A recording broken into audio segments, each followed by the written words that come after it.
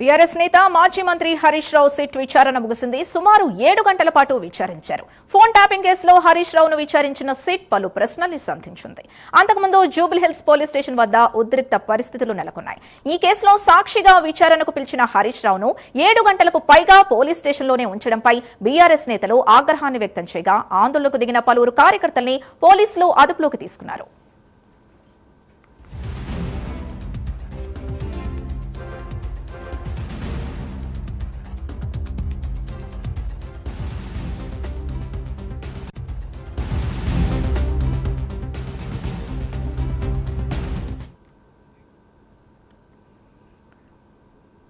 ఇక 7 గంటల పాటు విచారణ అనంతరం హరీష్ రావు బీఆర్ఎస్ భవన్ కు మరి కాసేపట్లో రానున్నారు. ఇక దీనికి సంబంధించి పూర్తి డీటెయిల్స్ మా ప్రతినిధి చందు అందిస్తారు. చందు,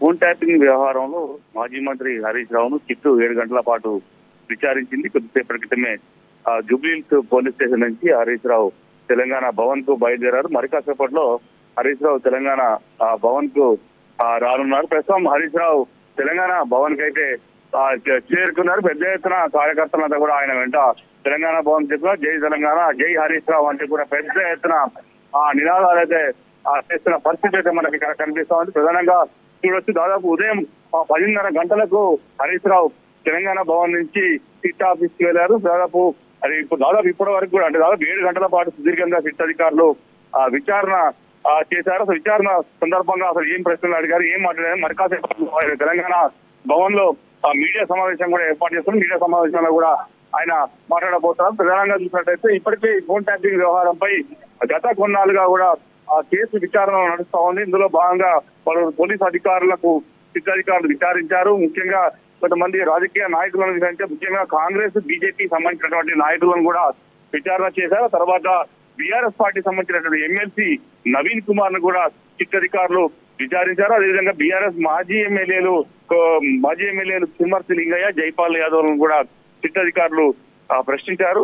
ఈ క్రమంలోనే ఇప్పుడు ఒక మీడియా ఎండి ఇచ్చిన స్టేట్మెంట్ ఆధారంగానే ఈ రోజు హరీష్ రావు విచారణ పిలిచినట్టుగా కూడా మనకు తెలుస్తా ఉంది. ప్రధానంగా చూసినట్లయితే శ్రవణ్ రావు, అదేవిధంగా ఎస్ఐబి చీఫ్ గా పనిచేసినటువంటి ప్రభాకర్ రావు ఇచ్చినటువంటి వాంగ్మూలం ఏదైతే ఉందో దాన్ని బేస్ చేసుకుని ఈ రోజు హరీష్ రావును విచారణకు సిద్ధాధికారులు పిలిచినట్టుగా కూడా ఒక చర్చ అయితే నడుస్తా ఉంది. మొత్తంగా చూసినట్లయితే 7 గంటల పాటు విచారించారు. అసలు ఈ విచారణలో ఏ అంశాలు చర్చకు వచ్చాయి, ఏ అంశాలు హరీష్ రావును సిద్ధాధికారులు ప్రశ్నించారు అనే అంశాలన్నింటినీ కూడా ప్రస్తుతం తెలంగాణ భవన్ లో మీడియా సమావేశంలో హరీష్ రావు వెల్లడించే అవకాశం కనిపిస్తుంది. ఉదయం నుంచి కూడా హైదరాబాద్ అయితే నడుస్తుంది. పెద్ద ఎత్తున బీఆర్ఎస్ పార్టీ శ్రేణులంతా కూడా తెలంగాణ భవన్, అదేవిధంగా జూబ్లీహిల్స్ పోలీస్ స్టేషన్ వద్ద చేరుకొని నినాదాలు చేశారు, ఆందోళన చేశారు. కొంతమంది బీఆర్ఎస్ నేతలను కూడా అటు పోలీసులు అరెస్ట్ చేసిన పరిస్థితి కనిపించింది. మరోవైపు ఉదయం నుంచి కూడా ఆ పార్టీ వర్కింగ్ ప్రెసిడెంట్ కేటీఆర్ తో పాటు బీఆర్ఎస్ పార్టీ సంబంధించినటువంటి ఎమ్మెల్యేలంతా కూడా తెలంగాణ భవన్ లోనే ఉన్నారు. వాళ్ళంతా కూడా మీడియా సమావేశాలు నిర్వహించారు. ప్రధానంగా ఈ మీడియా సమావేశాల్లో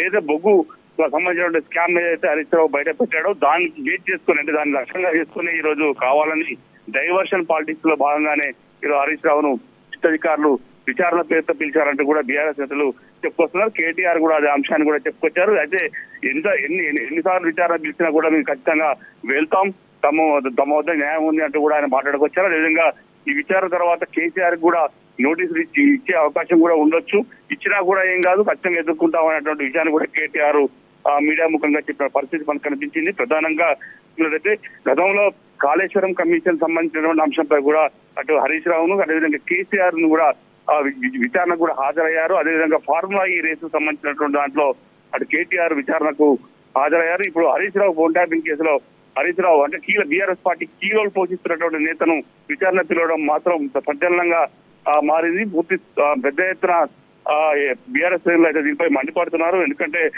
బీఆర్ఎస్ లో కీలక నేతగా ఉన్న హరీష్ రావును 7 గంటల పాటు విచారించడానికి కూడా బీఆర్ఎస్ పార్టీ నేతలు కూడా తప్పుపడుతున్నారు.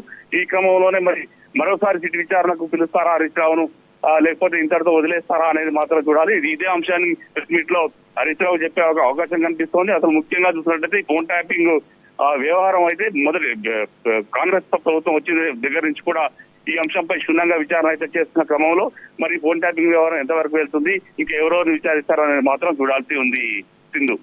చందు, ఇప్పుడు హరీష్ రావుతో పాటు మీడియా సమావేశంలో ఇంకా బీఆర్ఎస్ నేతలు ఎవరెవరు మాట్లాడే అవకాశం ఉంది? ప్రస్తుతం అయితే కేటీఆర్ తో పాటు పార్టీ సంబంధించినటువంటి ఎమ్మెల్యేలంతా కూడా తెలంగాణ భవన్ లోనే ఉదయించుకుని ఉన్నారు. ఇప్పుడు హరీష్ రావుతో పాటు కేటీఆర్ అదేవిధంగా పార్టీకి సంబంధించినటువంటి ఎమ్మెల్యేలు అంతా కూడా ఈ సమావేశంలో ఉంటారు. హరీష్ రావు ప్రధానంగా అసలు ఏం జరిగిందనే అంశాలన్నింటి కూడా వెల్లడించే అవకాశం అయితే చాలా స్పష్టంగా కనిపిస్తూ ఉంది. ఎందుకంటే 7 గంటల పాటు అసలు ఏం చెప్పారు, అసలు ఏమేమి అడిగారు అనే అంశాలకు కూడా హరీష్ రావు మీడియా ముఖంగా వెల్లడించే అవకాశం కనిపిస్తోంది. ఎందుకంటే ఇప్పటికే పలువురు బీఆర్ఎస్ నేతలను కూడా విచారించారు కాబట్టి గతంలో అసలు వాళ్ళని ఏం అడిగారు, ప్రస్తుతం ఇప్పుడు ఏం అడిగారు అనే విషయాలు కూడా తెలిసే అవకాశం కనిపిస్తోంది. ఎందుకంటే ఈ ఫోన్ ట్యాపింగ్ వ్యవహారానికి సంబంధించి ప్రధానంగా ఆ బీఆర్ఎస్ హయాంలో ఫోన్ ట్యాపింగ్ జరిగింది. ముఖ్యంగా రాజకీయ నేతల ఫోన్లే కావచ్చు, అది సినీ తారుల ఫోన్లు ట్యాప్ అయ్యాయంటూ కూడా ఇప్పటికే కాంగ్రెస్ పార్టీ నేతలు ఆరోపించిన నేపథ్యంలో ఆ ఫిర్యాదు ఆధారంగానే ఇప్పుడు ఇదొక ఫోన్ ట్యాపింగ్ వ్యవహారంపై విచారణ కొనసాగుతున్న క్రమంలో అసలు అప్పుడు ఫోన్ ట్యాపింగ్ సంబంధించి అసలు ఇదంతా ఎక్కడి నుంచి జరిగింది ఏంటి అనే విషయాలను కూడా ఇప్పుడే శిక్ష అధికారులు తెలుసుకునేటువంటి ప్రయత్నం అయితే కొనసాగిస్తున్నారు. కానీ బీఆర్ఎస్ నేతలు మాత్రం తమకేం సంబంధం లేదు, కావాలని కుట్రతోనే ఇలాంటి కేసులు పెడుతున్నారు. ఎందుకంటే ప్రభుత్వ అవినీతిని ప్రశ్నిస్తున్నందుకే ఇలాంటి కేసులు పెడుతున్నారు అంటూ కూడా బీఆర్ఎస్ పార్టీ ఎదురుదాడి అయితే చేస్తా ఉంది. ముఖ్యంగా హిల్ట్ పాలసీ కావచ్చు, ఈ హిల్ట్ భూముల విషయంలో పోరాడిన విషయంలో కావచ్చు, బొగ్గు స్కామ్ కావచ్చు, ఇలా రకరకాల స్కామ్లు బయట పెడుతున్నందుకే కావాలని కీలక నేతలను విచారణ పేరుతో వేధిస్తున్నారంటూ కూడా బీఆర్ఎస్ పార్టీ నేతలు అయితే చెప్తున్న క్రమంలో మరి కాసేపట్లో మీడియా సమావేశంలో అన్ని విషయాలు కూడా హరీష్ రావు వెల్లడించే అవకాశం ఉంది. Sindhu. Right, thank you Chandu.